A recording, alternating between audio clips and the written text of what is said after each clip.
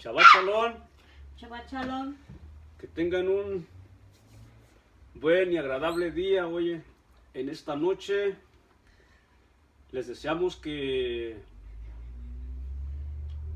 tengan un buen día de descanso en compañía de toda su familia, que aquí nosotros nos estamos gozando y deleitando en esta hora, ¿verdad? ¿Por qué estamos hoy de fiesta, de deleite? Porque estamos haciendo la voluntad del Padre Celestial, ¿verdad? Él nos ha dicho que nosotros tenemos que estar presentes en el día Shabbat, el día séptimo, y aquí estamos en este día obedeciendo al misbot, al mandamiento que el Todopoderoso nos ha mandado a que guardemos. En esta hora vamos a estudiar la parashá de Bereshit, en el principio. Pero no vamos a estudiar hoy en este día el capítulo 1. Hoy vamos a estar estudiando, ¿verdad? El capítulo 3 y vamos a estudiar también un poquito del capítulo 2 de Génesis, Bereshit. Y esperemos que esta enseñanza de esta noche traiga mucha bendición a la vida de cada uno de ustedes.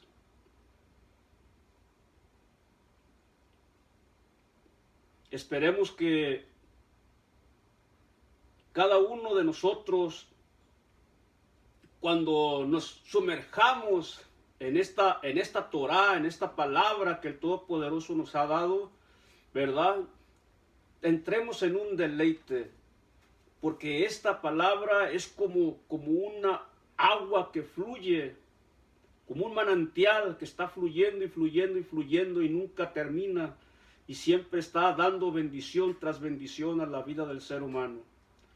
Así es que vamos a dar comienzo a esta enseñanza, y antes de todo quisiera pedirte que si estas enseñanzas te son de bendición, le apachures a la campanita y te suscribas a nuestro canal para que así cada que tengamos nosotros enseñanzas puedas recibir las notificaciones y puedas recibir las enseñanzas en tu teléfono, en tu tableta o en tu computadora. Vamos a hacer una verajá, una oración antes de empezar esta enseñanza de esta noche, y le voy a pedir a mi esposa que ella haga la oración para introducirnos a esta enseñanza. Berajá Diberei HaTorah, por el estudio de la Torah. Baru Ata Yohevahé Eloheinu Melech Haolam, Asher Kishanu Betzvatov Besibanu Laasov Be Diberei Torah. Bendito eres tú, Yohevahé Eloheinu, nuestro Rey del universo, que nos has apartado con tus preceptos y nos ordenó ocuparnos en las palabras de tu Torah. Amén. Amén. Vamos a leer Bereshit, capítulo 3, del verso 1 hasta el verso 15. Abra su Biblia, su Torah y busque ahí el capítulo 3 de Bereshit, Génesis, capítulo 3, del verso 1 hasta el verso 15. Ahora bien, la serpiente era más astuta que ningún animal salvaje que Yohevahé Elohim había hecho. Ella dijo a la mujer, dijo realmente Elohim, no comerás de ningún árbol en el paraíso. La mujer respondió a la serpiente, podemos comer del fruto de los árboles del paraíso, pero acerca del fruto del árbol en el medio del paraíso, Elohim dijo, no comerán de él ni lo tocarán o morirán. La serpiente dijo a la mujer, no es verdad de que de cierto morirán, porque Elohim sabe que en el día que coman de él, sus ojos serán abiertos, y ustedes serán como Elohim, conociendo el bien y el mal. Y la mujer vio que el árbol era bueno para comer, que era placentero a la vista para mirarlo y hermoso para contemplarlo, ella tomó algo de su fruto y comió, y dio también a su esposo que estaba con ella y comió. Entonces los ojos de ambos fueron abiertos y ellos se percataron que estaban desnudos, así que ellos cosieron hojas de higuera para hacerse delantares. Ellos oyeron la voz de Jehová Elohim caminando por el paraíso a la hora de la brisa de la tarde, y el hombre y su esposa se escondieron de la presencia de Jehová Elohim entre los árboles del jardín. Jehová Elohim llamó al hombre: ¿Dónde estás tú? Él respondió: Oí tu voz mientras caminaba en el paraíso y tuve temor porque estoy desnudo y me escondí. Elohim le dijo a él: ¿Quién te dijo que estabas desnudo? ¿O no ser que hayas comido del árbol del cual te ordené que de él no comieras? El hombre respondió: La mujer que me diste para estar conmigo, ella me dio el fruto del árbol y yo comí. Jehová Elohim dijo a la mujer: ¿Qué es esto que tú has hecho? La mujer respondió: La serpiente me engañó, así que comí. Jehová Elohim dijo a la serpiente: ¿Por qué has hecho esto? Tú eres más maldita que todo ganado de cría y todas las bestias de la tierra. Te arrastrarás sobre tu pecho y panza, y comerás tierra por el tiempo que vivas. Pondré enemistad entre tú y la mujer, y entre tu descendencia y la descendencia de ella. Esta herirá tu cabeza y tú herirás su calcañal. Amén. Antes de introducirnos a esto que estuvimos leyendo, ¿verdad? De la caída del hombre y el engaño de la serpiente, quiero que leamos, ¿verdad? En el capítulo 2, ahí mismo de Bereshit, capítulo 2, el verso 6 y el 7. De ahí quiero que empecemos nuestra enseñanza para irnos más o menos, ¿verdad? Irnos más o menos introduciendo en el tema. Poco a poco vamos a ir agarrando el hilo a la enseñanza. Bereshit, capítulo 2, versos 6 y 7. Pero surgió una fuente que subía de la tierra y regaba la superficie completa de la tierra. Entonces Jehová Elohim formó al hombre hebreo Adán del polvo de la tierra, hebreo Adamá, y sopló sobre su rostro el aliento de vida, y el hombre se convirtió en un alma viviente. Amén. Estos versos describen los pasos preliminares de la creación de Adán. Hashem hizo que el abismo se elevara formando nubes bajas henchidas de agua para humedecer el polvo del cual fue creado Adán. Es algo parecido a lo que ocurre con la persona que amasa, ¿verdad? A una persona que ha amasado, ha puesto harina con agua y le ha puesto todos los ingredientes, sabe, ¿verdad?, de lo que se trata. O sea, es algo a lo que ocurre con la persona que amasa, que antes que nada vierte un poco de agua en la mezcla y recién entonces empieza a amasar. Lo mismo en este caso, primero Jehová regó toda la superficie del suelo y recién entonces formó al hombre del mismo. Dice que qué manera tan más maravillosa nos describe, ¿verdad?, la Torá. Cómo el Todopoderoso regó toda la superficie, ¿verdad? Formó nubes y humedeció el polvo. Y de ahí fue que Adán fue creado. Adán fue, hasta ese momento era solamente una figura de barro. no había movimiento, no había vida en él. Pero en el verso 7 dice, y le insufló Yod-Heh-Vah en sus fosas nasales la nefesh, el alma de vida. Entonces vemos que Hashem hizo al hombre con materia inferior, o sea, materia terrenal. Pero también lo hizo no nada más con materia inferior terrenal, sino también lo hizo con materia superior, que viene siendo materia celestial.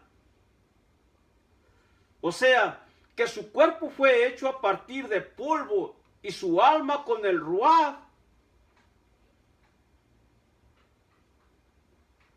¿Verdad?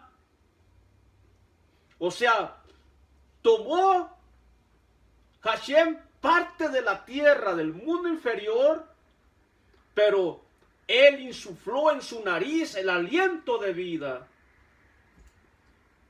Sopló en él de tal manera que el hombre era tanto terrenal como espiritual. Porque traía la naturaleza terrenal, pero también traía la naturaleza divina del Todopoderoso.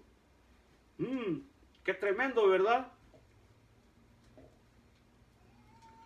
En las palabras del Zohar, el que sopla, sopla desde su interior, indicando que el alma del hombre es parte de la esencia de Hashem, por así decirlo. Esta alma fue la que hizo del hombre un ser vivo, que define como un ruaj hablante.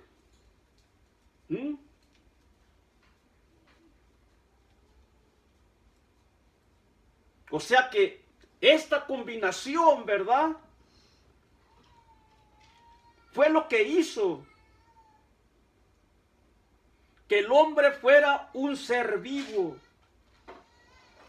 que define como si es o no como si es, que es un ruaj hablante, con vida, que camina, que se mueve, que ve, que piensa, que habla, que oye, que come, que bebe. Por lo tanto, la vida que es característica solamente del hombre y que solo Hashem podía insuflarle es el alma racional, que incluye el poder del habla. Y esto es lo que eleva al ser humano por encima del animal. La capacidad y por lo tanto la responsabilidad de usar su inteligencia en el servicio de Hashem, de Yod-Heh-Vah. Esto es lo que nos hace a nosotros diferentes de los animales. Que nosotros tenemos razonamiento. El animal se mueve por el instinto, ¿verdad? Y el Todopoderoso nos hizo, ¿verdad?, con las capacidades que ya nosotros hemos descrito, ¿verdad?, con todos nuestros sentidos que nos ha dado Él, nos puso. Por eso dice la palabra que Él nos hizo conforme a su imagen, conforme a su semejanza, ¿verdad? Y por lo tanto Él nos ha dado una responsabilidad de usar esas capacidades y esa inteligencia que Él nos dio para vivir una vida en servicio a Él.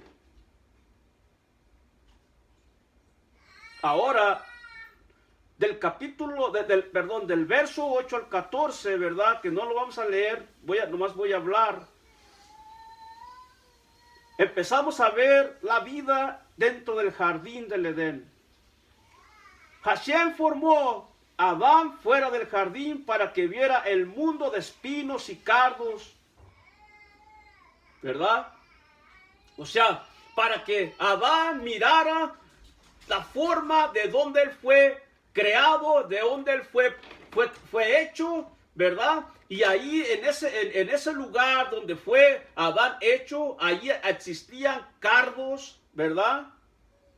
Ahí existía, ¿verdad?, espinos.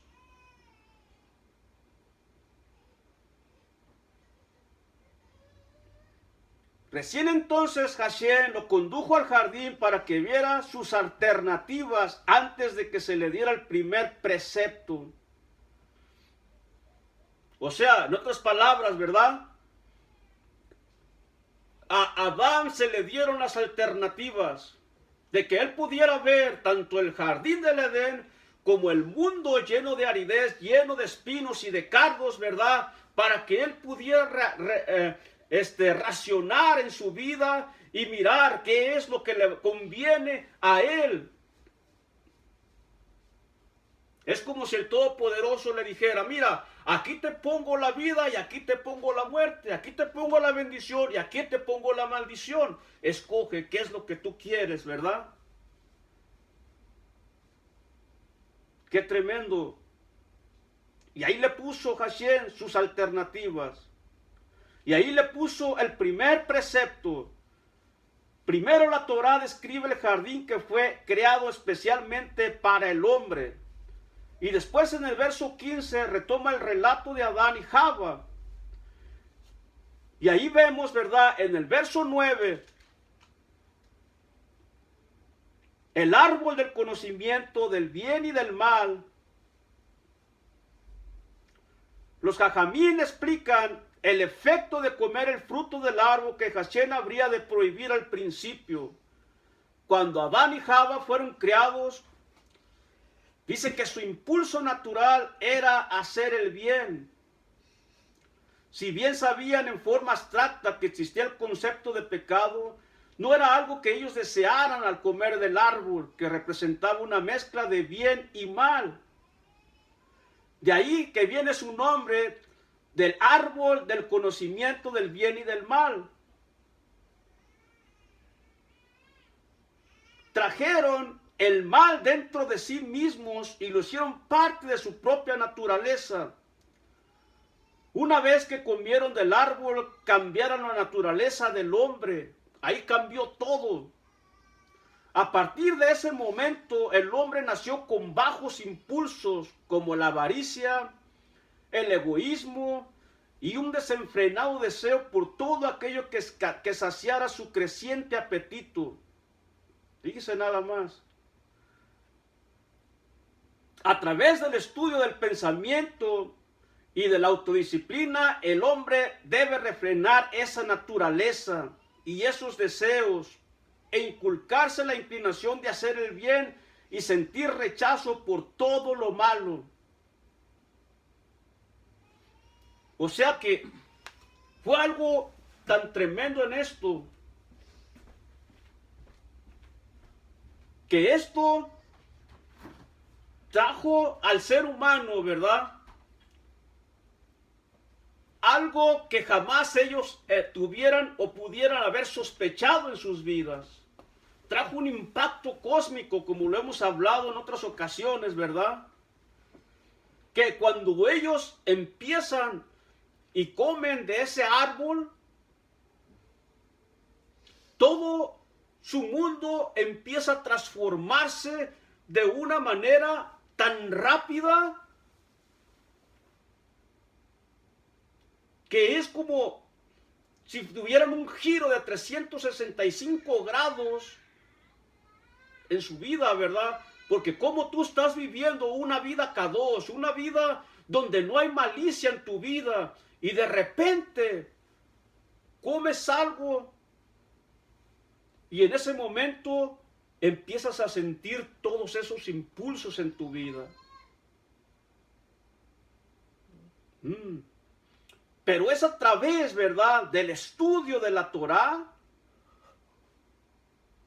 y de la autodisciplina que el hombre debe refrenar esa naturaleza y esos deseos e inculcarse a uno mismo la inclinación de hacer el bien y sentir el rechazo por todo lo que es malo en su vida. Más adelante vamos a ver algo también muy importante, ¿verdad?, tocante a esto. Porque ahora nosotros tenemos que luchar contra esos impulsos. En el principio no era así. No tenías tú por qué estar luchando contra malos impulsos, contra malos deseos. Era algo tan hermoso, ¿verdad? Era una comunión tan hermosa con el Todopoderoso por cuanto la persona, ¿verdad?, estaba totalmente en su ruach, en su nefes, en su cuerpo, alineados totalmente. Cuando viene este pecado, haz de cuenta como que viene un caos en toda tu mente, en todo tu ruach, o sea, como que hay una separación entre todo esto y ahora ya no tienes control de todas estas cosas. Ahora es cuando viene el pecado, la inclinación, cuando caes en todas esta clase de transgresiones, ¿verdad? Sforno explica el nombre del árbol en forma diferente. Según el hombre hace referencia a la perniciosa capacidad que tiene el hombre de elegir lo que es superficialmente dulce o bien, aunque le resulte dañino, y rechazar lo que es superficialmente amargo o malo, pero verdaderamente beneficioso. O sea que, como decimos hoy en día, ¿verdad?, que para mucha gente lo malo, a lo amargo le dicen dulce, a lo malo le dicen bueno, ¿verdad? Y eso es lo que pasaba, o lo que pasa en la vida del ser humano. El ser humano, ¿verdad?,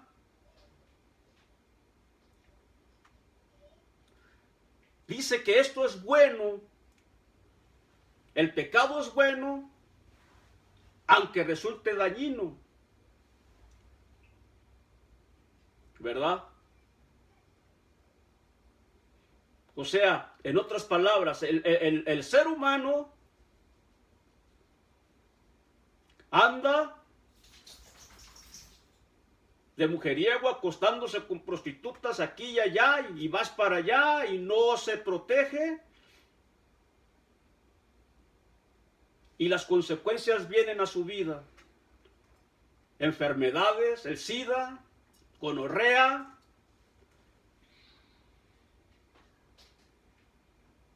y cualquier tipo de enfermedades, ¿verdad?, mortales. Pero para él, mientras él está practicando y está haciendo eso, todo es dulce para él, todo es bueno para él. Pero al final resulta en algo dañino su vida. Lo mismo para una persona que se droga, una persona que se emborracha, ¿verdad? Le sabe bueno el licor, te sabe bueno la droga, te sabe dulce, pero cuando estás enviciado y cuando te quieres salir de eso, muchas veces ya es demasiado tarde. Ya el daño está hecho en tu mente, en tu cuerpo, ¿verdad?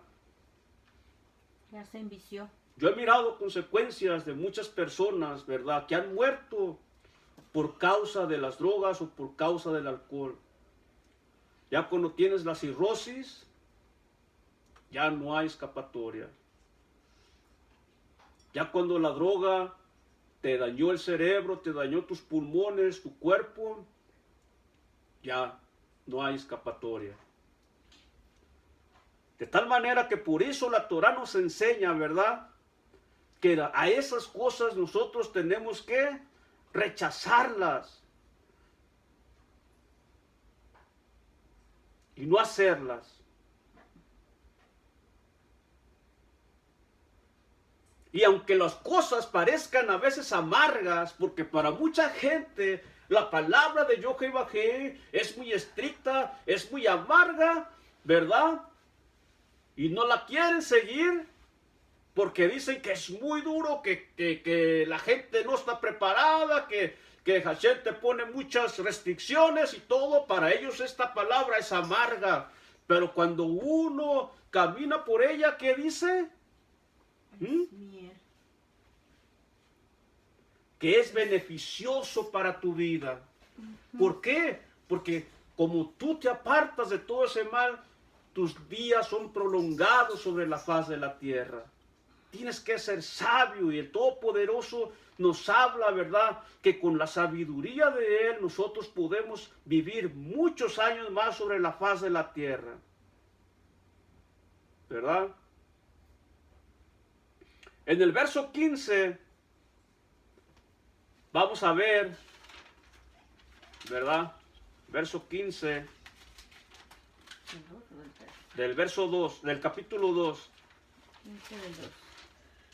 Y yo Jehová Elohim tomó al hombre cual él había formado y lo puso en el jardín del Edén de Licia para cultivarlo y cuidarlo.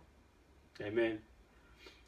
Entonces Adán fue colocado en el jardín para que lo trabajara y lo custodiara. El Midrash interpreta esto en forma alegórica, ya que la Torá mencionó anteriormente que los árboles del jardín crecieron por su propia iniciativa y que el río proveyó la irrigación necesaria, con lo cual no hubo necesidad de trabajarlo para que germinara. Más bien Adán debía trabajar el jardín estudiando la Torá, o sea, cumpliendo los preceptos y los mandamientos que el Todopoderoso le había ordenado que los guardara. Que tenía Adán que abstenerse de realizar preceptos, o mejor dicho, actividades prohibidas. Que su vida tenía que ser una vida donde tenía él que estar caminando en los preceptos del Todopoderoso, meditando en su palabra, en lo que el Todopoderoso le había dejado y le enseñado que hiciera. Y esto, ¿verdad?, es algo maravilloso, porque esto significa que la tarea de nosotros como seres humanos es el de servir a Elohim. Para eso fuimos nosotros criados, para eso nosotros fuimos puestos en esta tierra, ¿verdad? Así como a Adán le fue ordenado, ¿verdad?, que guardara los preceptos de Jehová, y que ese era su trabajo que tenía que hacer, para que por medio de ello, ¿verdad?, se abstuviera de hacer cosas prohibidas en su vida. Es lo mismo que el Todopoderoso para eso nos puso, para meditar en su palabra, para adorarle, para exaltarle, para reconocerle en todos nuestros caminos y para abstenernos de no ir en pos del pecado.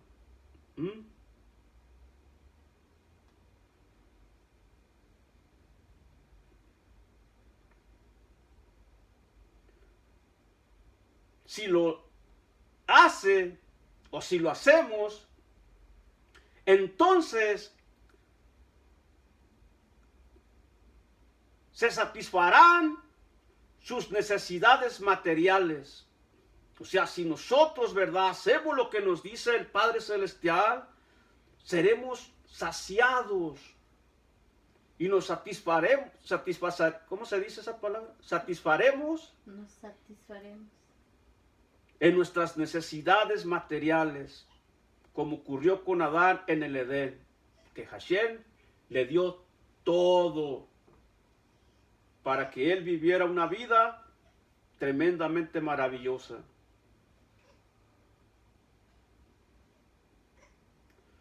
Porque no tenemos nosotros que pensar, ¿verdad?,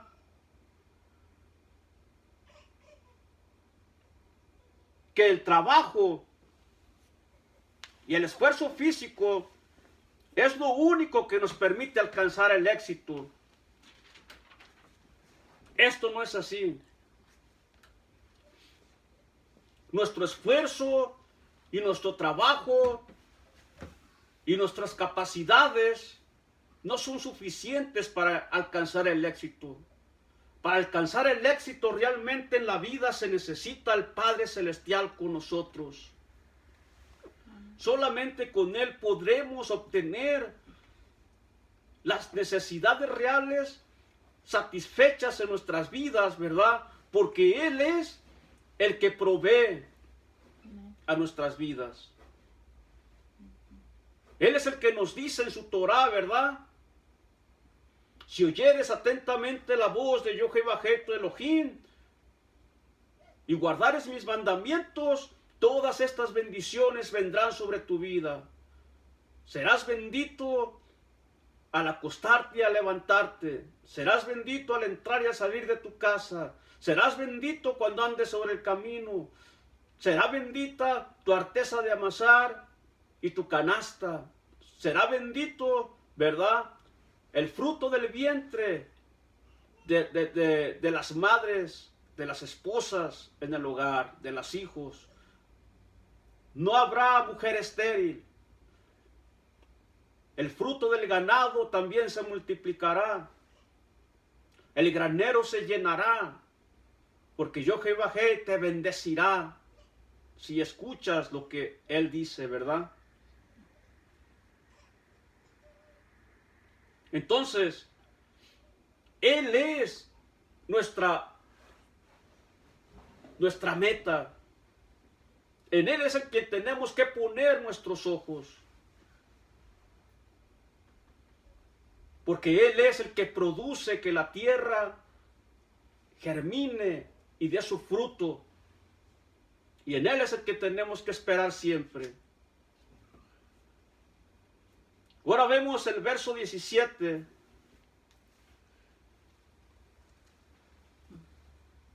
¿Del 2? Sí.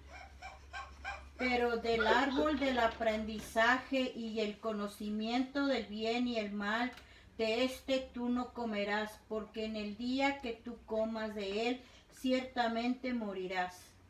Amén.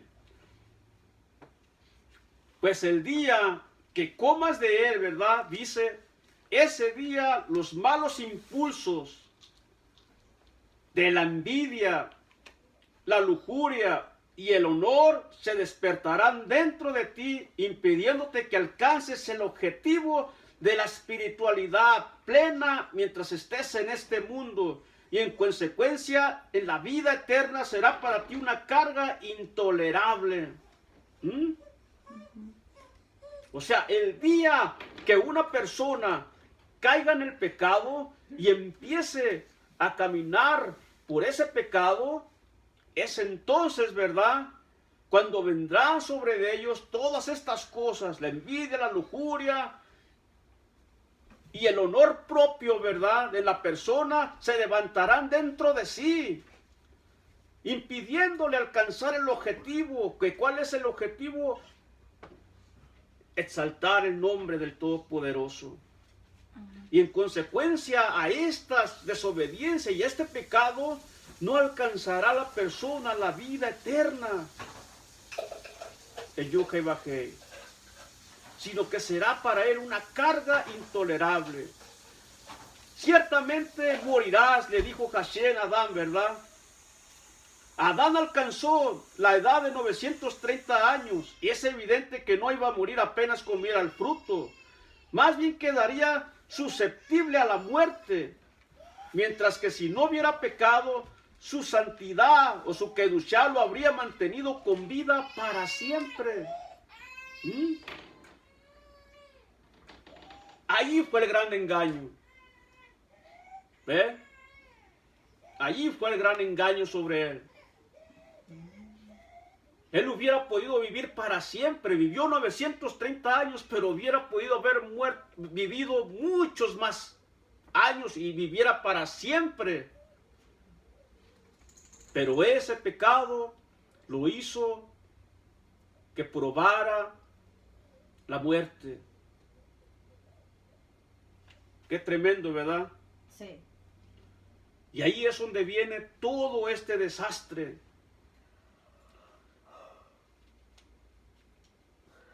Una compañera para el hombre. Jehová miró que el hombre estaba solo, ¿verdad? Y le hizo una ayuda idónea. Y este pasaje no describe, como muchos otros dicen, que otra nueva creación.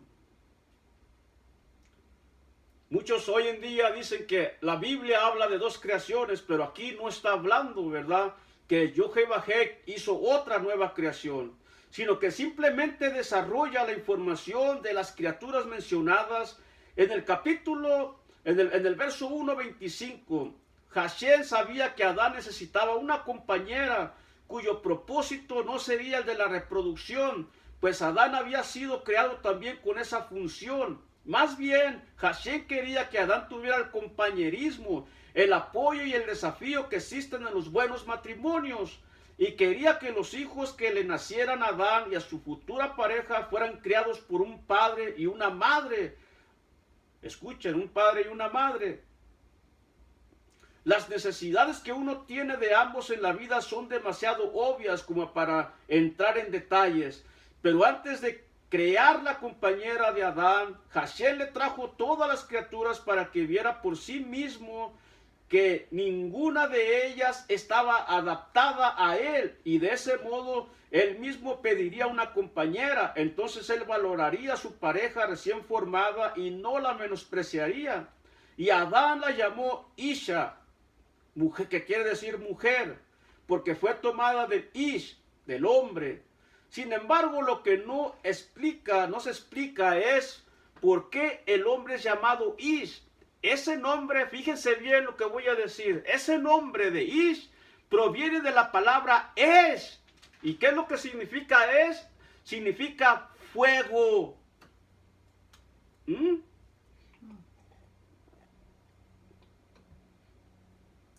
Dado que el hombre es único e inigualable entre todos los seres vivos en las características simbolizadas por el fuego, brío y entusiasmo, deseo e iniciativa, estas características son las que le permiten al hombre alcanzar el dominio y lograr la sabiduría y desarrollar cultura. Pero ese mismo fuego puede causar la destrucción en masa que ha empañado a la humanidad casi desde el comienzo de la historia. ¿Ven? Esas pasiones, cuando deberían de ser para bien, ¿verdad?, empezaron a empañar la historia del ser humano. Si se le controla y se lo dirige, ese fuego puede crear reinos espirituales que sobrepasan incluso a los ángeles o a los malajim. Fíjense qué tremendo.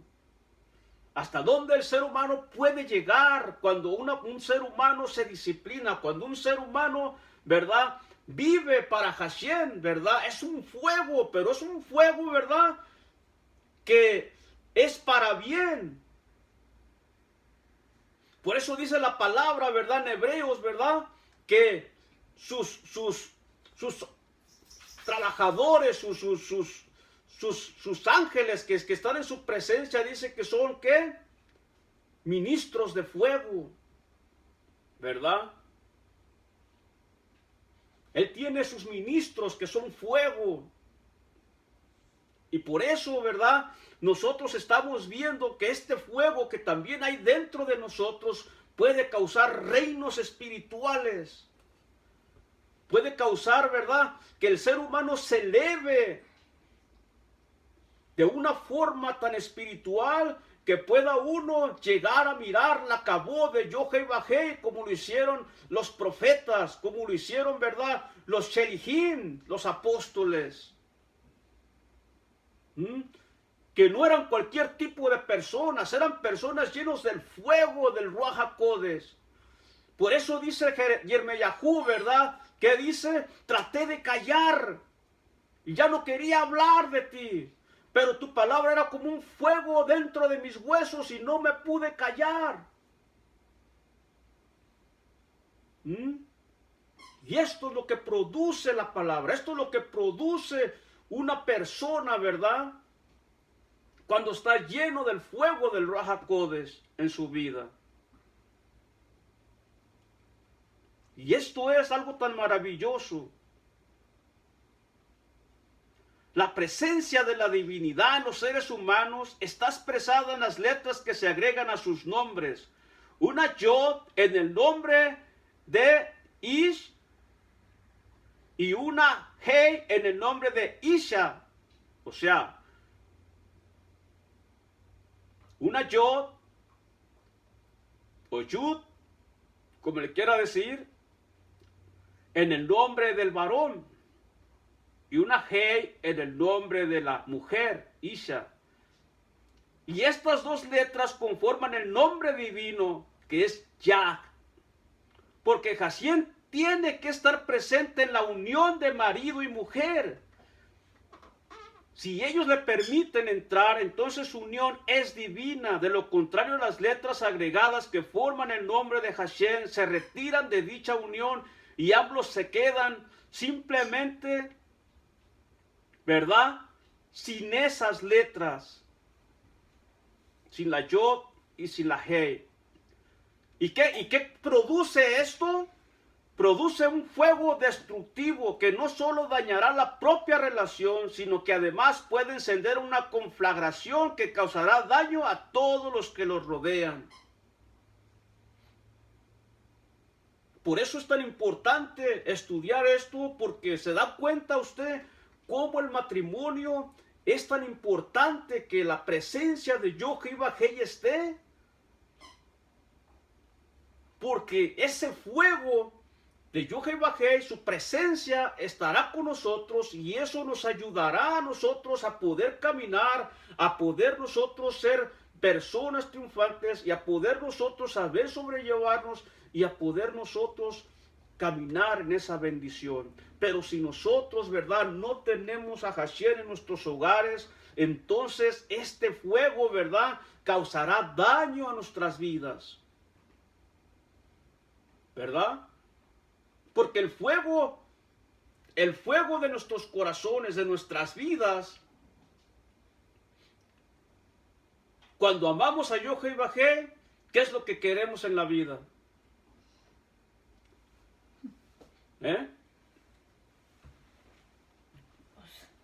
Queremos hacer el bien, ¿verdad? Queremos mostrar nuestro amor.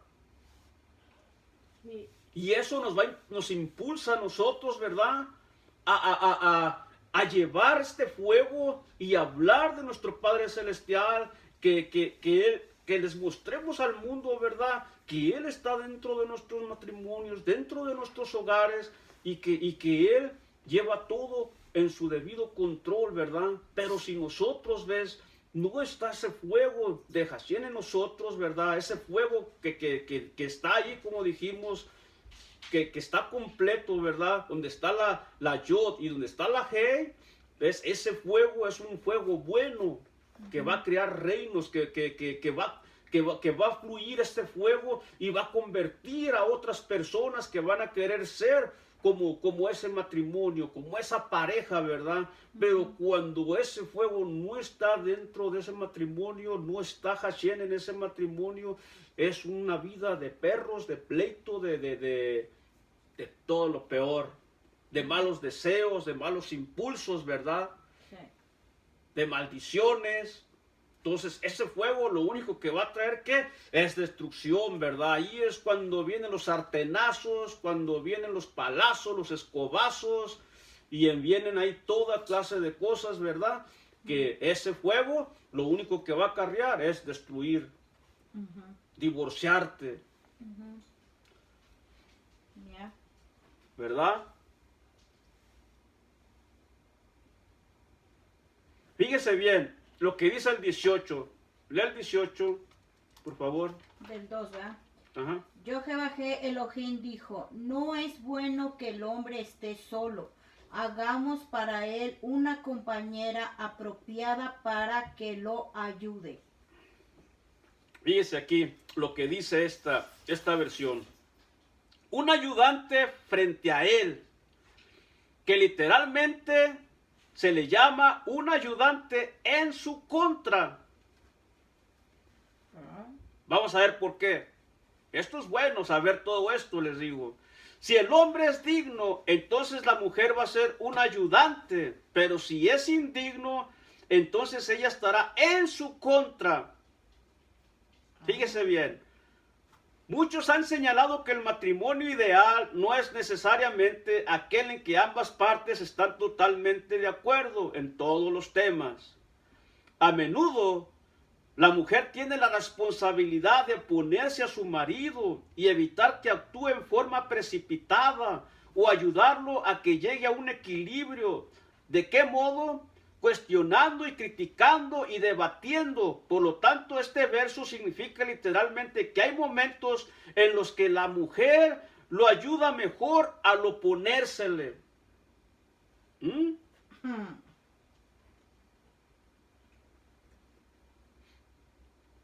Qué tremendo, ¿verdad? O sea que A ver, explícalo. la mejor crítica para el hombre es su propia esposa. ¿Mm? Y la esposa va a actuar de tal manera, ¿verdad? Que nos va a ayudar a nosotros, que no actuemos nosotros de una forma precipitada. Ya sea en algo, un negocio o algo que nosotros queramos hacer en nuestras vidas, ¿verdad? Y que la mujer, ella como dicen muchos, que tiene que un sexto sentido, ¿verdad? Que ellas saben muchas cosas más que nosotros y ellas dicen, no hagas esto porque esto te va a salir mal. Entonces nosotros tenemos que escuchar la voz de nuestras mujeres. ¿Para qué? Para que nosotros no vayamos a caer en esos errores. Aquí mi esposa se está riendo de mí, ¿verdad? ¿Quién sabe por qué? ¿Le haré caso? Quizás no, ¿verdad? Por eso se está riendo. ¿Cuántas veces? Y ellas solamente son las únicas que pueden ayudarnos para que nosotros podamos llegar a un equilibrio en nuestras vidas. Sin ellas nosotros no podemos estar equilibrados. Ellas son las únicas que debaten con nosotros con entendimiento. Y ella, ¿verdad? Se nos opone cuando nosotros estamos haciendo o hablando o viviendo cosas incorrectas. No nos van a estar solapando y diciendo, oh, no, sí, tú síguele, todo lo que estás haciendo está muy bien, mira, no te preocupes, yo, pico de cera, yo como que no veo, ¿verdad? Y tú síguele allá tus sinvergüenzadas, ¿verdad? No, ellas se oponen y te dicen, eso que estás haciendo no está bien. Ahí está difícil para que hagan caso. Ahí está el detalle. Ajá. ¿Verdad? Entonces, para eso Hashem nos puso la mujer. Para eso nosotros tenemos, como dice literalmente, un ayudante en nuestra contra. ¿Mm? Porque en otras versiones yo he oído que dicen que es tu socia. Sí, es mi socia, por eso. Pero siendo mi socia, como quiera, ¿verdad? Cuando yo estoy haciendo, es como, por ejemplo, vamos a poner, si tú y yo somos socios, tenemos un negocio, ¿verdad? Entonces yo estoy despilfarrando el dinero, tú estás trabajando bien y estás haciendo las cosas para que el negocio camine bien, pero yo lo estoy despilfarrando. ¿Qué es lo que vas a hacer con mi socia? ¿Vas a dejar que yo siga despilfarrando el dinero y que el negocio se vaya a la quiebra? Oh, no. Ah, ¿verdad? Hay que hacer una junta. Ah, claro, entonces te me vas a oponer, ¿verdad? Vas a decir, no, detente, mira. Estamos hablando qué estás haciendo. Exactamente, ¿ves? O sea, lo que estás haciendo nos vas a llevar a la quiebra, a la destrucción. Entonces, ¿qué es lo que tienes que hacer? Oponerte. Porque si no haces eso, las cosas no van a funcionar. Okay. ¿Ves? Y para eso Hashem nos puso la mujer, ¿verdad? No necesariamente tenemos que estar de acuerdo en todos los temas. Y ni modo, hay veces que hay que oponerse, ¿verdad?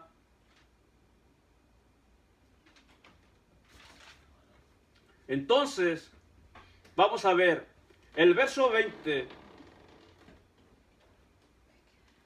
El verso 20. Dice, así pues, el hombre dio nombres a todo ganado de cría, a las criaturas que vuelan en el cielo y a toda bestia salvaje. Pero para Adán no fue hallada una compañera apropiada para ayudarlo. Amén. Ok. Los nombres. Desde el punto de vista de la Torá, el nombre no es simplemente una convención, sino que refleja la naturaleza misma de cada ser y su papel en el gran esquema del universo. O sea, no es un nombre solamente ahí que se va a lo tonto, ¿verdad? Es un nombre, ¿verdad? Puesto debidamente reflejando la naturaleza misma de cada ser.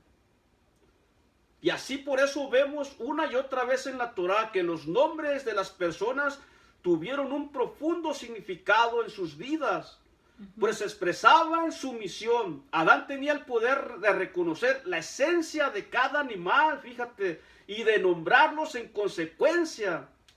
Al poseer a Adán esta comprensión de cada ser vivo, se dio cuenta de que ninguno de ellos les correspondía a él, a su esencia, ni en términos sociales, ni en términos intelectuales. Aunque vamos a ver aquí algo muy importante, ¿verdad? Vamos a ver el verso 22, porque de aquí me quiero ir al libro de los jubileos. Ok. De la costilla que yo, Jehová Elohim, había tomado del hombre, él hizo una persona mujer y él la trajo a la persona hombre. Amén. El costado, una mujer. A diferencia del hombre, el cuerpo de la mujer no fue tomado de la tierra. Yo, Jehová, tomó un costado del cuerpo del hombre y con él formó a la mujer, de modo que la única persona se transformó en dos, demostrando así en forma irrefutable la igualdad entre el hombre y la mujer. ¿Ok? Pero aquí voy a hacer un paréntesis porque quiero irme al libro de los jubileos, ¿verdad? Porque aquí vemos nosotros que nos dicen, ¿verdad? Los jajamín, que aquí nosotros estamos viendo que había una igualdad entre el hombre y la mujer. No. Y es una realidad que hay una igualdad. Pero una igualdad es muy diferente a un orden, ¿verdad? Es muy diferente a un orden que Hashem ha dado. Entonces, ¿qué es lo que pasa? Hoy en día muchas personas, ¿verdad? Aún en las iglesias, líderes mujeres que se ponen a predicar en las iglesias, ¿verdad? En las asambleas, y empiezan a decir que muchas cosas dentro de la Biblia, personajes, son personas machistas, porque dicen, ¿verdad? Cosas en la Biblia que a las mujeres les molestan, ¿verdad?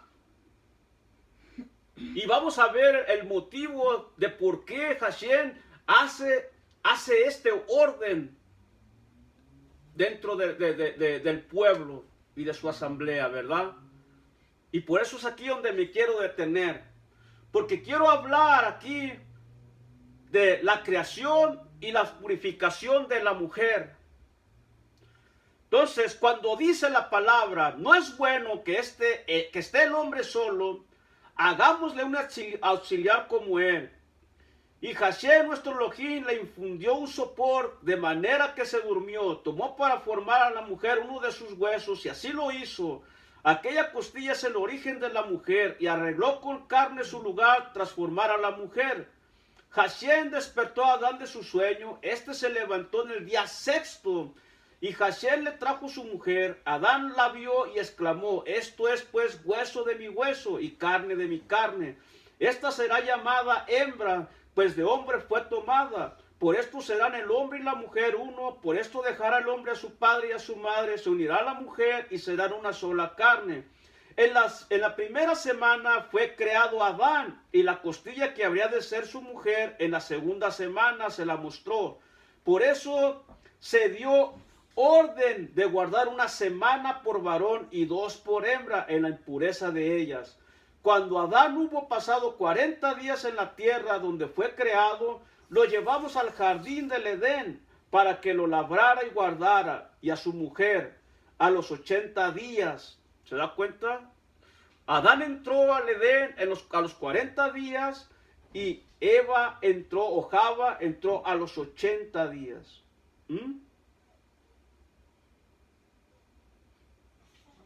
80 días, tras los cuales entró en el jardín del Edén. Por esto se escribió un mandamiento en las tablas celestiales sobre la parturienta. Si da a luz un varón, permanecerá en su impureza una semana. Los 7 días primeros y 33 días luego en sangre de purificación, sin tocar nada sagrado ni entrar en el templo, hasta que se cumplan estos días por varón y por hembra.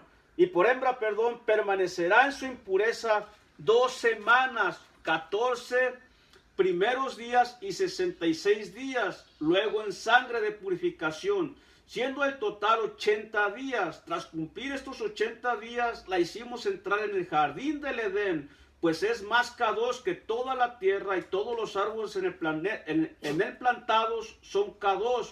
Por eso se fijó a la que pare varón y hembra su norma de estos días. No toquen nada sagrado ni entre en el templo hasta cumplirse estos días por el varón y por la hembra. Esta es la ley y revelación que fue escrita a los hijos de Israel. Guárdenla perpetuamente. Wow. ¿Se da cuenta? Y nadie nos ha dicho eso. Claro que Nadie no. lo lee. Estas son cosas, y por eso dice, no, es que la Torá, la Biblia está llena de hombres racistas que rechazan a la mujer y que siempre la mujer la menosprecian y que siempre el hombre quiere estar por encima de la mujer y todo esto, ¿verdad? ¿Por qué a la mujer? Dicen los que han leído esto en la Torá, ¿verdad? Porque en la Torá te dice cuánto tiempo durará la mujer, ¿verdad? Y cuánto tiempo durará por el varoncito y por la hembra, ¿verdad? Y te lo dice, y ellos dicen, no, esto fue escrito por alguien que siempre está viendo de menos a las mujeres, pero estamos viendo... La pluma aquí, mentirosa. Sí, pero aquí estamos viendo, ¿verdad? Que fue una orden, y cómo es que fue todo esto diseñado por el Todopoderoso. Jada, cuando tenía que cumplir para entrar el Edén, tuvo que cumplir los 80 días. 80 días. Que significa que estaba doblemente purificada. O sea, es lo que entendí, ¿no? No, es como si fuera la hembra, ¿ves? Porque por la hembra durarás 80 días para que tú puedas entrar al templo y puedas estar ya purificada. Y por el varón son 40 días nada más, para que tú entres al templo y puedas ya estar allí purificado. Sí, purificada. Creo que entendí, no sé si oí bien que dijo que porque es doblemente purificada, por eso tenía que guardar los 80 días. No. Algo así entendí. No. No. Para entrar en el jardín del Edén, dice, Sí. porque es el jardín del Edén el lugar más Kadosh sobre la faz de la tierra. ¿Ves? Por eso dice, se fijó a la que pare varón y hembra su norma de estos días, para que no toquen nada sagrado ni entren en el templo hasta cumplirse estos días por el varón y por la hembra. Esta es una ley que Hashem puso. No es que sea racismo, no es que no porque es que lo dice el hombre. No, exacto. Entonces aquí estamos viendo nosotros, ¿verdad? Todas estas cosas que nos enseñan a nosotros, ¿verdad? Cómo es que Hashem es un Elohim de orden, ¿verdad? Ya, limpio, puro. Entonces, vamos a ver, ahora vamos a irnos al Brit Hadashah. Quiero ver algo muy importante. Vamos a ver 1 de Corintios 6, 5 al 20.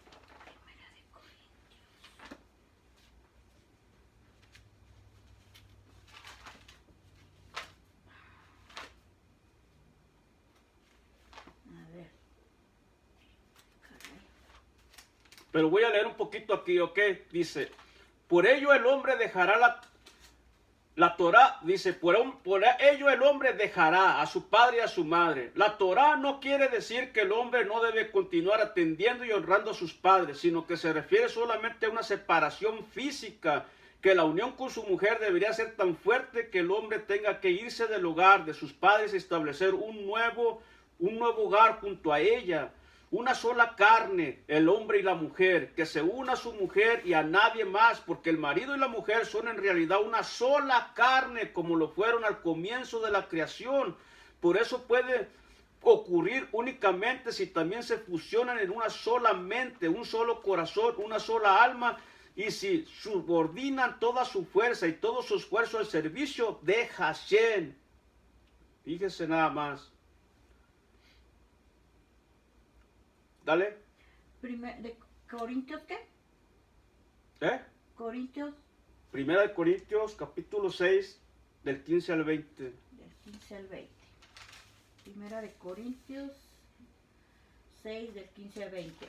No saben que sus cuerpos son miembros del Mashiach, por tanto tomaré los miembros del Mashiach y los daré a una prostituta. ¿Cómo? A ver, no saben que sus cuerpos son miembros del Mashiach, por tanto tomaré los miembros de Mashiach y los daré a una prostituta. Yo Jehová no lo permita. No saben que el hombre que se une a una prostituta se convierte en uno con ella, pues el Taná dice, los dos vendrán a ser uno solo cuerpo. Pero la persona que está unida al Adón es un solo rúa con él. Huyan de la inmoralidad sexual. Todos los otros pecados que la persona cometa están fuera del cuerpo, pero el fornicario peca contra su propio cuerpo. ¿O no saben que su cuerpo es un templo para el Ruach HaKodesh, que vive dentro de ustedes, el cual recibieron de Jehová? El hecho es que ustedes no se pertenecen a sí mismos, pues fueron comprados por precio, por lo tanto usen sus cuerpos para honrar a Jehová. Amén. ¿Se da cuenta lo que dice? Por eso dejará el hombre a su padre y a su madre y se unirá ¿qué? A su mujer y serán que una sola carne. Un solo cuerpo. Ya son una sola carne, no son dos, para que tú digas, yo ahorita ya puedo andar con otra y con otra y con otra y la mujer y puedo andar con otro y con otro. No, te hiciste una sola carne con tu ish, ¿verdad? Tu esposa. Así es que no entregues tu cuerpo, ¿verdad?, a la prostitución, porque pecas contra ti mismo. Tú tienes que hacer con tu esposa, ¿verdad?, fusionarte con ella y tener una misma mente, un mismo corazón, una misma alma, y tienen que subordinarse con toda su fuerza y todo su esfuerzo. ¿Para qué? Para servir a Jehová. Tu cuerpo no es un cuerpo para que lo prostituyas, tu cuerpo es el templo del Ruach HaKodesh. El 25 dice, y no sentían vergüenza. La Torá menciona esto como una indicación del grado de pureza de Adán y Java. Las personas sienten vergüenza de su desnudez porque asocian las partes pudendas del cuerpo con la vileza y la lujuria. Pero en el caso de Adán y Java no era así en absoluto, tal como lo explican los sabios. Ellos usaban todos sus órganos única y exclusivamente para servir a Jehová, no para satisfacer sus apetitos personales. Para ellos incluso la cohabitación era algo tan inocente como comer y beber, por lo que no tenían motivos para cubrirse su cuerpo. Fíjense nada más. Vamos a ver el 14. ¿14 de qué? De ahí donde estábamos, verso 2, capítulo 2, del verso 14. El verso 14 dice, el nombre del tercer río es Tirix, de Kel. es el que fluye hacia él. ¿Qué estás viendo? Berechino, Sí, Berechí 2, 2. 14. No, 3. A ver. No, el 3:1. O 3:1. Ahora bien, la serpiente era más astuta que ningún animal salvaje que Jehová Elohim había hecho. Ella dijo a la mujer, ¿realmente Elohim no comerás de ningún árbol en el paraíso? Ahora vete al 14, verso 3, capítulo 3, verso 14. Y Jehová Elohim dijo a la serpiente, ¿por qué has hecho esto? Tú eres más maldita que todo ganado de cría y todas las bestias de la tierra. Te arrastrarás sobre tu pecho y panza y comerás tierra por el tiempo que vivas. Amén. Esto fue lo que hizo la serpiente. Aunque la Torá no dice cuánto tiempo transcurrió entre la creación de Adán y Java y su expulsión del jardín del Edén, mas sin embargo aquí el libro de los jubileos nos enseñan cuánto fue el tiempo que ellos estuvieron en el Edén. Y esto es algo muy, pero muy tremendo, ¿verdad? Nos dice aquí 7 años, ¿no? que ellos, dice que al final de los 7 años que pasó allí, 7 años exactos, el 17 del segundo mes, llegó la serpiente, se acercó a la mujer y le dijo lo que ya leímos ahorita, ¿verdad? Ahí fue donde la serpiente llegó a instigar a Java. Y nos dice ahí, ¿verdad?, que al 7º año, cuando ellos entraron al huerto del Edén, la serpiente vino con su astucia a engañar a Java. ¿Ven? De manera que sí hay información sobre todas estas cosas.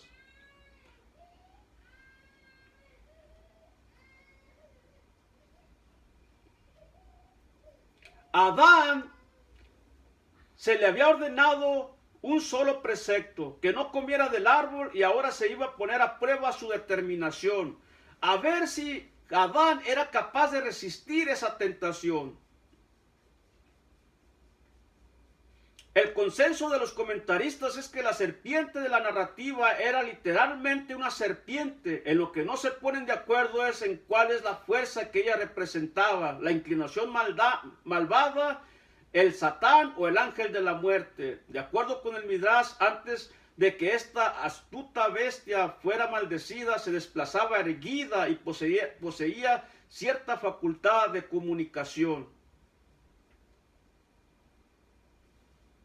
Quizás Jehová dijo, es posible que Hashem les haya prohibido comer de alguno de estos árboles para que los crió, sino para que ustedes los disfruten. Esta es una artimaña clásica de la inclinación malvada. Los placeres son para ser disfrutados, por lo cual es de necios pensar que Hashem haya ordenado que uno se abstenga de ese goce. Vamos a leer el 3 y el 4 para que veas otra cosa. Ahí en el capítulo 3, versos 3 y 4. Pero acerca del fruto del árbol en el medio del paraíso, Elohim dijo, no comerán de él ni lo tocarán o morirán. La serpiente dijo a la mujer, no es verdad que de cierto morirán. Fíjese, las mentiras que dice Java aquí. Hashem solamente les había ordenado que no comieran, pero Java agregó a la prohibición. El resultado de su aumento fue lo que menoscabó la importancia del precepto. La serpiente la empujó contra el árbol y le dijo así, come, no moriste al tocar el árbol, tampoco morirás al comerlo. Por lo tanto, la serpiente la convenció de que la pena de muerte con que los había advertido Hashem era solamente para intimidarlos, para que no comieran, pero que en realidad no iban a morir. Pues Hashem sabe que la serpiente empleó otra artimaña muy conocida por aquellos que tratan de relacionar la Torá para restarle validez. Ellos sostienen que los que transmiten e interpretan la Torá de Hashem actúan motivados por un deseo egoísta de consolidar su propio poder. Hashem no prohibió este árbol debido a que le importaran las vidas de ustedes, sino porque Él está consciente de que al comer de Él, ustedes alcanzarán una sabiduría mayor y se volverán omniscientes como Él. Entonces podrán independizarse de Él. La serpiente incitadora no le dijo a la mujer en forma explícita que comiera del fruto, pero la había embelesado con su encanto. Ahora ella miraba el árbol con un nuevo anhelo. Su fruto era apetecible, un deleite para los ojos y además le conferiría sabiduría. Entonces ella le dio el fruto a Adán y le repitió todo lo que la serpiente le había dicho. Él estaba en consonancia con ella y no estaba libre de culpa. Vale decir, no fue tentado en forma irremediable, ni fue engañado en forma desmedida, por lo tanto era punible, o sea, susceptible de ser castigado. Fíjese lo que estamos viendo aquí, ¿verdad? Que la serpiente o Hasatán lo que hace, ¿verdad? Que aquellas personas que interpretan la Torá actuamos por un deseo egoísta de consolidar nuestro propio poder. Y Hasatán viene contra las personas y dice, ¿verdad? Hashem no prohibió este árbol debido a que le importaran las vidas de ustedes. O sea que cuando uno enseña la Torá y uno, ¿verdad?, habla de lo que dice Hashem, Hasatán lo cambia, lo voltea. O sea que lo que dice Hashem es una mentira, ¿verdad? Él sabe de que cuando ustedes se coman, la sabiduría vendrá sobre de ustedes y serán mayor en sabiduría y se volverán omniscientes como Él. Entonces podrán independizarse de Él. Fíjese qué tremendo, ¿verdad? O sea, Hasatán está en contra de la Torá del Todopoderoso. Por eso hoy en día la gente dice, ¿verdad? No. El Dios Todopoderoso, Hashem, no tiene autoridad sobre nosotros para decirnos qué hacer y qué no hacer. Claro que lo tiene. ¿Verdad?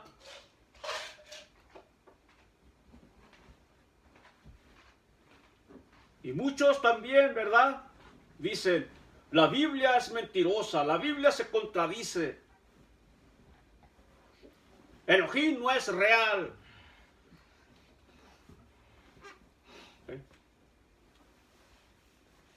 Todos estos son inventos de la gente. La gente se muere y ahí quedó todo. La serpiente viene contra el ser humano y le enseña todas esta clase de mentiras para que el ser humano se pierda.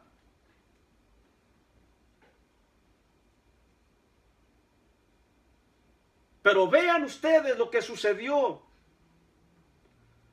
Ellos dijeron, ¿verdad? Oh, qué bueno, ahora nosotros vamos a comer, vamos a ser omniscientes, vamos a ser igual que Yohei-Bajei, ¿verdad? Entonces ya no lo vamos a necesitar en nuestras vidas y todo nos va a ir muy bien.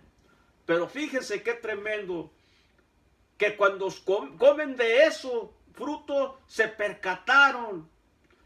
La serpiente tenía razón, se habían vuelto personas ilustradas, pero de lo primero que se dieron cuenta fue que estaban desnudos. El hombre no necesita avergonzarse de su cuerpo mientras esté dedicado al servicio de Hashem, pero si no, entonces siente vergüenza de su desnudez, ya que esta es la sensación de querer ocultar algo que no debe ser descubierto y lo está haciendo esta vergüenza despierta la voz de la conciencia que nos recuerda que no vinimos al mundo para comportarnos como animales. Ahí está en la conciencia de nosotros lo que hicimos mal. Y esto nos enseña a nosotros que esta conciencia nos dice, ¿verdad?, que nosotros tenemos que ser personas racionales, que no tenemos que ser como los animales que viven por puro instinto, sino que nosotros tenemos la capacidad para nosotros discernir entre lo que es bueno y lo que es malo en la vida. De manera que Hashem nos ha dado todas estas virtudes a nosotros para que por medio de ellas podamos nosotros caminar nuestras vidas con Él y no tener vergüenza cuando estamos haciendo las cosas bien. Y lo estamos haciendo dedicando nuestros cuerpos, nuestras vidas al servicio de Hashem.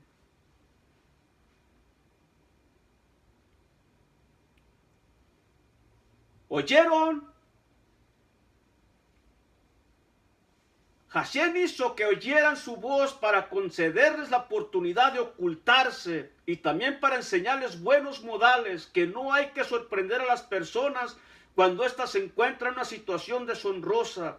Hashem no se les apareció inmediatamente después que ellos pecaron y estaban avergonzados, sino que esperó hasta que terminaron de cocerse las hojas de higuera y recién entonces oyeron la voz de Hashem. El verso también enseña que nunca hay que entrar a la casa de otra persona en forma repentina y sin anunciarse.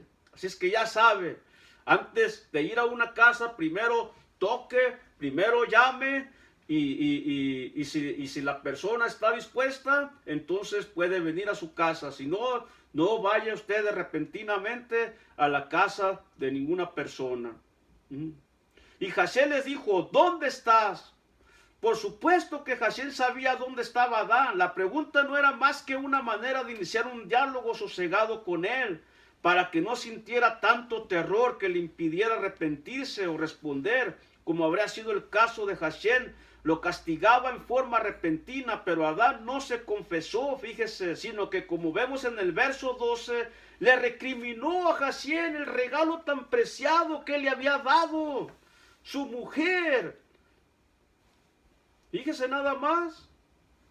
O sea que Hashem le da una perla, le da algo tan preciado, y le recrimina.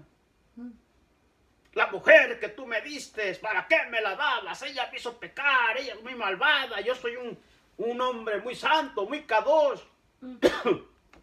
Si no hubiera sido por ella, yo no hubiera caído en este pecado, pero tú eres el culpable. Yo he oído que dicen que por culpa de la mujer. Y así pasa con todos, tanto con el hombre como con la mujer, ¿verdad? Cuando las cosas no van bien en un hogar, ¿qué es lo que pasa? No, es que tú tuviste la culpa. Tú ya sabías que esta persona era mala y tú me la diste. Tú me la pusiste en el camino para que yo ahora, ¿qué pecado cometí? Para que tú me estés dando esta persona desagradable en mi vida. Y le echamos la culpa a él, le recriminamos. Él nos da una perna, nos da una esposa para que viva con nosotros, o un esposo para que viva con su mujer, ¿verdad? Pero sin embargo nosotros en los momentos cuando debemos estar más firmes, le recriminamos al Todopoderoso que para qué nos dio tal persona. ¿Ve? Y esto fue lo que hizo Adán con Hashem. De su esposa, ¿verdad? Recriminarle.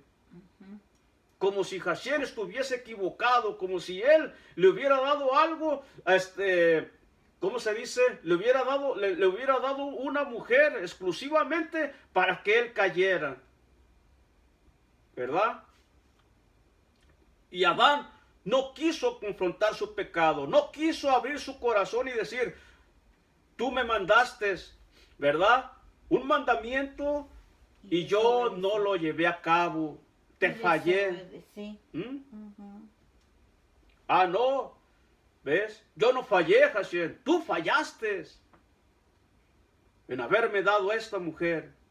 Sí, en el 12 lo dice. Culpando al Todopoderoso.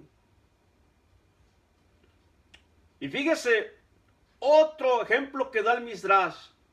Dice, otro significado más de la pregunta de que Hashem es que él no le estaba preguntando, o sea, Hashem no le estaba preguntando dónde se encontraba en términos físicos Adán, sino que Hashem le estaba diciendo, ponte a pensar, Adán, cuán bajo has caído desde las alturas, ¿dónde está ahora tu condición sublime?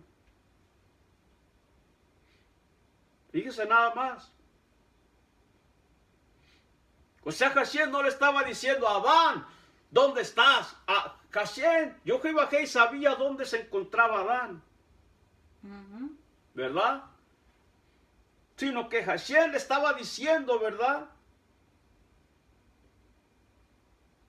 ¿Dónde te encuentras en este momento? Ponte a pensar hasta dónde ha caído tu condición. Tú estabas, ¿verdad?, en una posición alta, en una posición sublime. Y ahora mira hasta dónde has caído. A eso se refiere cuando le dice, ¿dónde estás tú? ¿Sí? Ponte a pensar. Pongámonos a pensar nosotros cuando el Todopoderoso, ¿verdad?,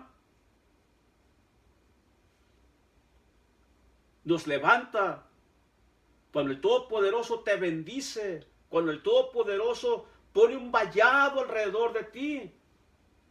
Sí, es un vallado. Sí, o sea, pone una cerca alrededor de ti, una protección divina, ¿verdad? Oh. Pero cuando tú decides pecar y caes terriblemente, el Todopoderoso, ¿verdad?, te dice, mira hasta dónde has caído, estabas tan bendecido, estabas tan en lo alto sublimemente y ahora estás en una condición mal. ¿Verdad? Y nos escondemos, nos da vergüenza, ¿verdad?, cuando pecamos. Imagínate un pastor o una persona que cae en el pecado, ¿verdad?, y que cae en el pecado de adulterio. Cuando la gente se da cuenta, cómo queda avergonzado, pero cuando más él se da cuenta que él acabó, la presencia de Jehová ya no está con él, la persona empieza a sentirse, ¿verdad?, mal en su vida. Su conciencia le empieza a decir que está mal en su corazón, en su vida, y se avergüenza de las cosas que está haciendo, ¿verdad? Y el Todopoderoso te busca y te dice, mira dónde está tu condición. ¿Hasta dónde has caído tan bajo? Recuerda dónde yo te tenía.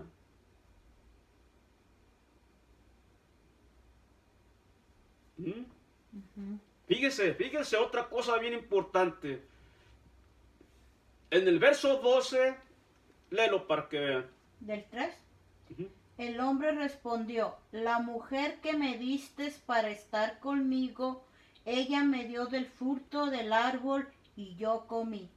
Bárbaro. Pero fíjese, en una interpretación asombrosa, los sabios señalan que el verbo está en tiempo futuro, como si Adán estuviera diciendo, yo comí y volveré a comer. Los sabios explican que Adán se evaluó a sí mismo con objetividad y dijo que si llegara a enfrentarse con una tentación parecida, probablemente volvería a sucumbir al pecado. El pecador no puede esperar salvarse de su sordidez espiritual a menos que sea honesto consigo mismo. ¿Quieren explicación? Ok. ¿Qué es lo que pasa cuando una persona peca? Que no está con Hashem, que se ha alejado, que no conoce nada de Hashem. Peca como muy normal. Exactamente, o sea, sigue tentación tras tentación, está cayendo, ¿verdad? Sí. ¿Por qué? porque está en el pecado. Sí. ¿Ves? Entonces dice, si volviera yo a tener otra situación, otro momento igual, lo volvería a hacer. En otras palabras, adulteré. Y si me volviera a salir otra mujer, Lo hace. lo volvería a hacer. Y si me volviera a salir otra, lo volvería a hacer. Y así sucesivamente. Así sucesivamente. Como un ratero también, ¿verdad? Le salió bien la robada y ¿qué La dice? primera robada, no me cacharon. Se me vuelve a presentar otra ocasión, volveré a robar. Lo mismo en todo, en las drogas, en el licor, ¿verdad? Si yo tengo ocasión mañana de volver a tomar, lo voy a volver a hacer. Si pasado me dan ganas, lo voy a volver a hacer. Si alguien me invita, claro que nos la echamos. ¿Ves? ¿Por qué? Porque el ser humano ha caído en una sordera espiritual en su vida, ¿verdad? Sordera y ceguera y lo que sea, pero no escuchan ya la voz del Todopoderoso. Y no ven. Que el Todopoderoso te dice, yo te dejé tus mandamientos, no adulterarás. Hay gente que lee la palabra, la Biblia, pero no. Exactamente. No la entiende. ¿Ves? ¿Qué es esto que tú, Java, has hecho? ¿Verdad? Lo que ella había hecho estaba perfectamente claro. Esta pregunta retórica no fue formulada para obtener una respuesta, sino para darle a Java pie para que expresara remordimiento y se arrepintiera, pero tampoco lo hizo. También Java le echó la culpa a la serpiente. Dado que el precepto le había sido dado solamente a Adán, ¿por qué fue castigada Java? Si esta orden nada más le había sido dada a Adán, pero Java no estaba cuando se la dio Jehová a Adán.